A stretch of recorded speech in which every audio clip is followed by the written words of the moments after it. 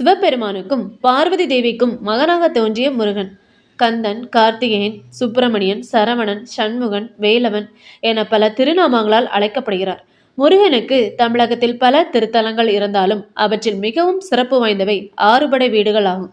திருப்பரங்குன்றம், திருச்செந்தூர், பழனி, சுவாமிமலை, திருத்தணி, பழமுதிர் சோலை இந்த 6 தலங்களும் முருகனின் வாழ்க்கையிலும் புராண வரலாற்றிலும் முக்கியமான நிகழ்வுடன் தொடர்புடையவை. தமிழர்களின் மனதில் என்றும் நிலைத்து நிற்கும் தெய்வம் முருகப்பெருமான். அவர் வெறும் போர்க்கடவுள் மட்டுமல்ல, ஞானத்தின் வடிவம், அன்பின் உருவம், தீமை அழிக்கும் வீரன், பக்தர்களை காக்கும் கருணை கடல். சிவபெருமானின் மகனாக அவதரித்த முருகன் அசுரர்களின் கொடுமையிலிருந்து தேவர்களையும் உலக மக்களையும் காப்பதற்காக தோன்றினார் என்று புராணங்கள் கூறிந்தன. படைவீடு என்பது முருகப்பெருமான் தங்கியிருந்து தனது தெய்வீக பணிகளை நிறைவேற்றிய புனித இடம் என்ற பொருளில் கூறப்படுகிறது. முருகப்பெருமானின் 6 படை வீடுகளில் முதலாவது திருப்பரங்குன்றம். மதுரைக்கு அருகில் அமைந்துள்ள இந்த புனித தலம் முருகனின் திருமண நிகழ்வுடன் தொடர்புடையது. அசுரர்களின் கொடுமையால் தேவர்கள் மிகுந்த துன்பத்தில் இருந்த காலம் அது. குறிப்பாக சூரபத்மன் என்ற அசுரன் மிகுந்த சக்தியுடன் தேவர்களை துன்புறுத்தினான். தேவர்கள் அனைவரும் சிவபெருமானை சரணடைந்து தங்களை காப்பாற்றுமாறு வேண்டினார். அப்போது சிவபெருமானின் தெய்வீக சக்தியிலிருந்து முருகப்பெருமான் தோன்றினார். அவர் சிறு வயதிலேயே அபாரமான வீரத்தையும் ஞானத்தையும் கொண்டிருந்தார். பின்னர் முருகன் தேவர்களின் படைத்தலைவனாக பொறுப்பேற்று சூரபத்மனுக்கு எதிராக போரிட்டார். கடுமையான போருக்கு பிறகு சூரபத்மனின் அகங்காரத்தை அழித்து தேவர்களை துன்பத்திலிருந்து காப்பாற்றினார். இதனால் மகிழ்ச்சியடைந்த தேவர்களின் தலைவனான இந்திரன் தனது மகளான தேவசேனையை முருகப்பெருமானுக்கு திருமணம் செய்து வைக்க விரும்பினார். தேவர்கள் அனைவரும் கூடி திருப்பரங்குன்றத்தில் திருமண விழாவை ஏற்பாடு செய்தனர். சிவபெருமான், பார்வதி தேவி மற்றும் தேவர்கள், முனிவர்கள் மற்றும் பல தெய்வீக சக்திகள் இந்த திருமணத்தில் கலந்து கொண்டதாக புராணங்கள் கூறின.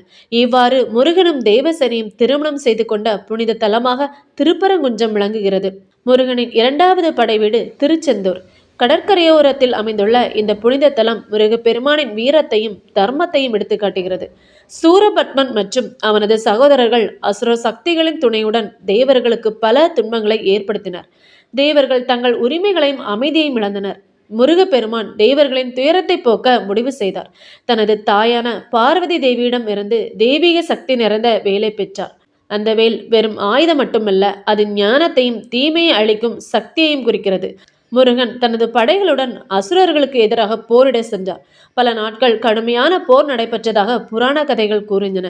இறுதியில் சூரபத்மன் தனது பல்வேறு மாய சக்திகளை பயன்படுத்தினான். ஆனால் முருகனின் வீரத்திற்கு முன்பு அவனது சக்திகள் அனைத்தும் தோல்வியடைந்தன. இறுதியாக சூரபத்மன் தனது உருவத்தை மாற்றிக்கொண்டு தப்பிக்க முயன்றான். ஆனால் முருகப்பெருமான் தனது வேலின் சக்தியால் அவனது அகங்காரத்தை அடக்கினார். சூரபத்மன் இறுதியில் முருகனிடம் சரணடைந்தான். கருணை மிகுந்த முருகன் அவனை முற்றிலும் அழிப்பதற்கு பதிலாக அவனது ஒரு பகுதியை மயிலாகவும் மற்றொரு பகுதியை சேவலாகவும் மாற்றி தன்னுடன் இணைத்து கொண்டார்.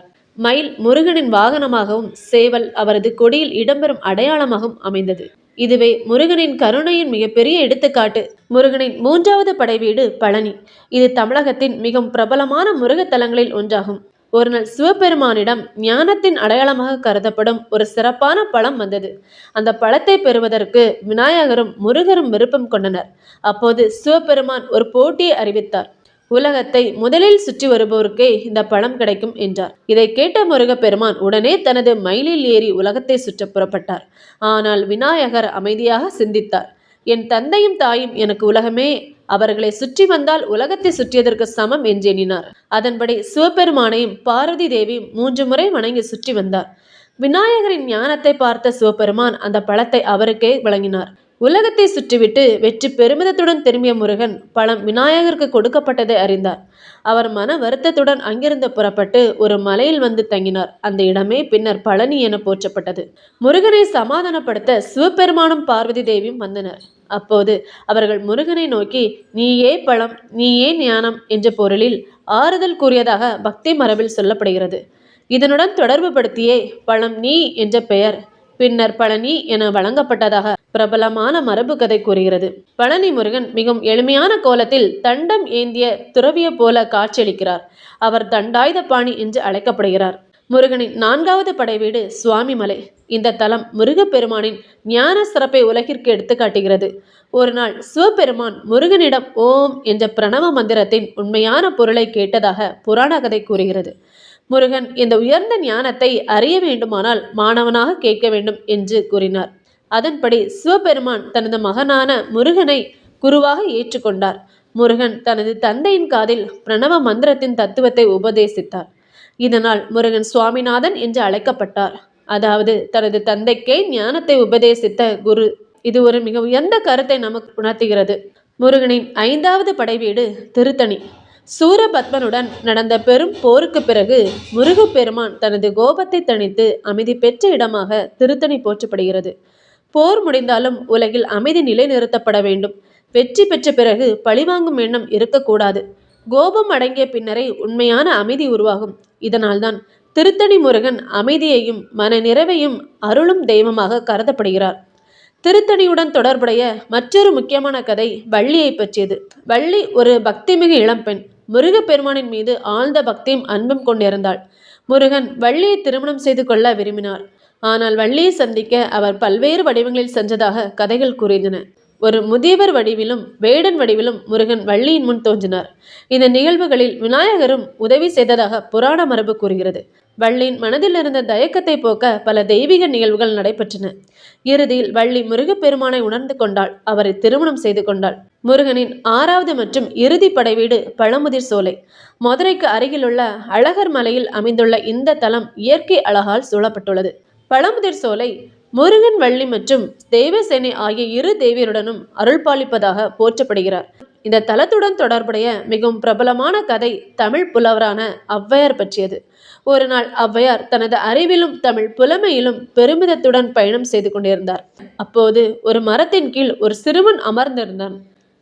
ஔவையார் சோர்வாக இருந்ததால் அந்த மரத்தின் அருகில் ஓய்வெடுத்தார். மரத்தில் பழங்கள் இருந்தன. அந்த சிறுவன் ஔவையாரிடம், உங்களுக்கு சுட்ட பழம் வேண்டுமா சுடாத பழம் வேண்டுமா என்று கேட்டான். ஔவையாருக்கு அந்த கேள்வி புரியவில்லை. அவர் சுடாத பழம் வேண்டும் என்று கூறினார். சிறுவன் மரத்தை அசைத்து சில பழங்களை கீழே விழ செய்தான். ஔவையார் அந்த பழங்களில் இருந்த தூசி அகற்றுவதற்காக அவற்றை ஊதினார். உடனே சிறுவன் சிரித்து கொண்டு, பழம் சூடாக இருக்கிறதா, அதனால்தான் ஊதுகிறீர்களா என்று கேட்டான். அப்போதுதான் ஔவையாருக்கு அந்த சிறுவன் சாதாரண மனிதன் அல்ல என்பதை உணர்ந்தார். அவர் முருகப்பெருமானை சிறுவன் வடிவில் வந்து தனது அறிவின் அகங்காரத்தை அகற்றியதாக உணர்ந்தார். ஔவையார் உடனே முருகனை வணங்கி, நான் கற்றது மிக சிறியது, கற்க வேண்டியது இன்னும் அளவில்லாதது என்ற உணர்வை பெற்றார்.